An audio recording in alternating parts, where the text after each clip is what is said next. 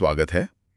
आज हम ऑडिटिंग की दुनिया में एक बहुत ही जरूरी चीज पर बात करने वाले हैं, ऑडिट साक्ष्य यानी कि ऑडिट एविडेंस। हाँ बिल्कुल। हमारे पास ऑडिटिंग और एथिक्स पाठ्य पुस्तक के कुछ अंश हैं और हम खास तौर पर स्टैंडर्ड्स ऑन ऑडिटिंग मतलब ऐसे 500, 501, 505, 520, 530 इन पर थोड़ा गौर करेंगे। जी। समझने की कोशिश ये है कि भाई एक ऑडिटर जो अपनी राय बनाता है वो किस बेसिस पर बनाता है, क्या जानकारी वो इस्तेमाल करता है और क्यों वो भरोसेमंद होनी चाहिए। बिल्कुल।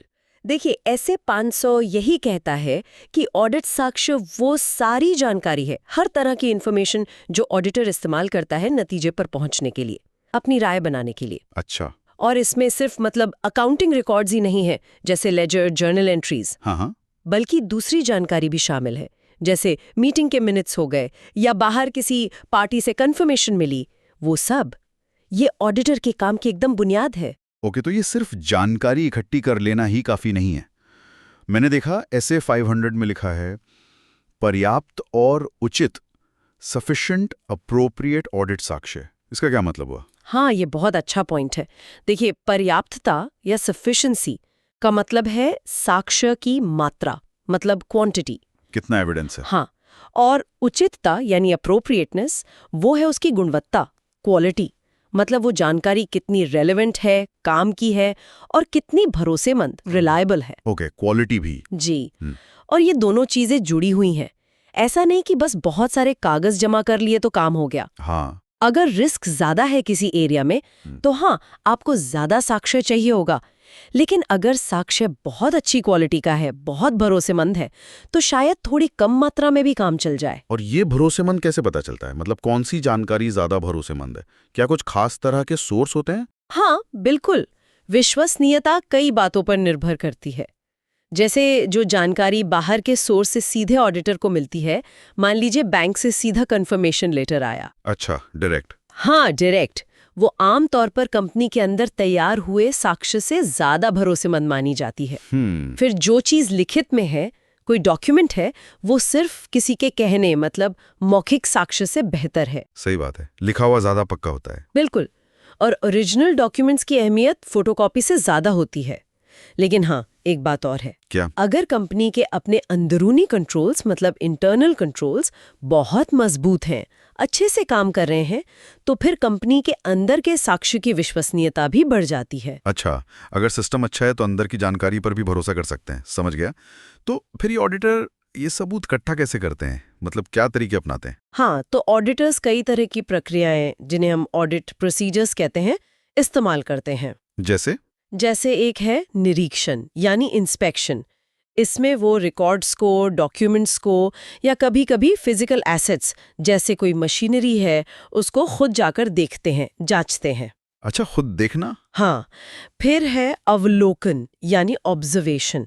इसमें वो किसी प्रोसेस को होते हुए देखते हैं।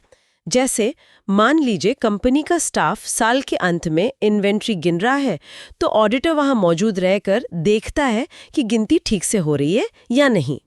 ये ऐसे 501 में इन्वेंट्री जैसी चीजों के लिए जरूरी भी बताया गया है। ओके, तो सिर्फ देखना नहीं, होते हुए देखना। और बाहर से कैसे कंफर्म करते हैं?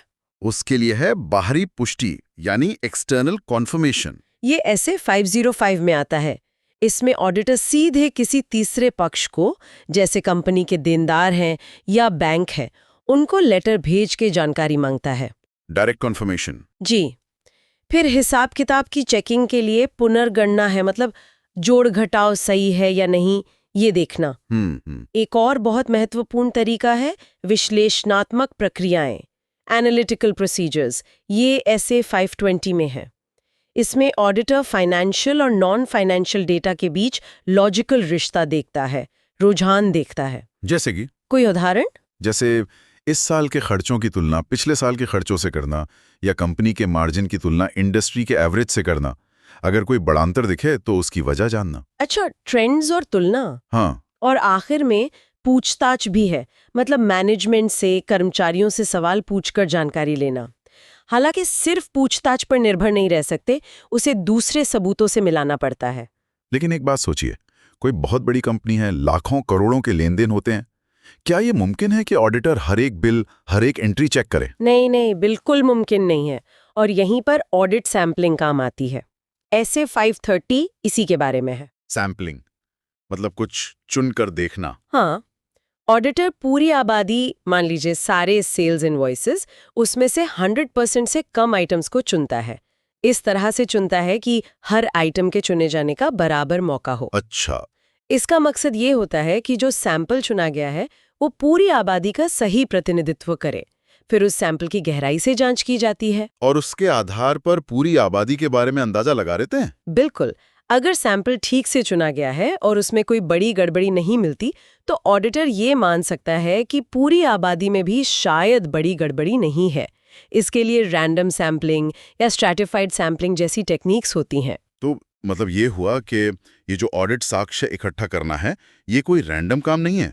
ये एक पूरा सोचा समझा व्यवस्थित तरीका है। हाँ, बिल्कुल सही। ताकि ऑडिटर को सही मात्रा में सही क्वालिटी की भरोसेमंद जानकारी मिल सके और वो आखिर में फाइनेंशियल स्टेटमेंट्स पर एक लॉजिकल, एक तर्कसंगत राय दे सके। बिल्कुल सही कहा आपने। ये सारी प्रक्रियाएं, निरीक्षण से लेकर सैंपलिंग तक, ऑडिटर को यही पर्याप्त और उचित साक्षी जुटाने में मदद करती हैं।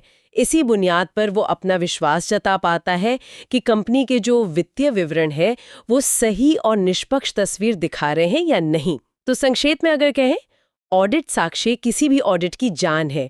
उसकी पर्याप्तता यानी मात्रा और उचितता यानी गुणवत्ता दोनों ही बहुत अहम है और इन्हें पाने के लिए ऑडिटर बहुत सी तकनीकें इस्तेमाल करता है।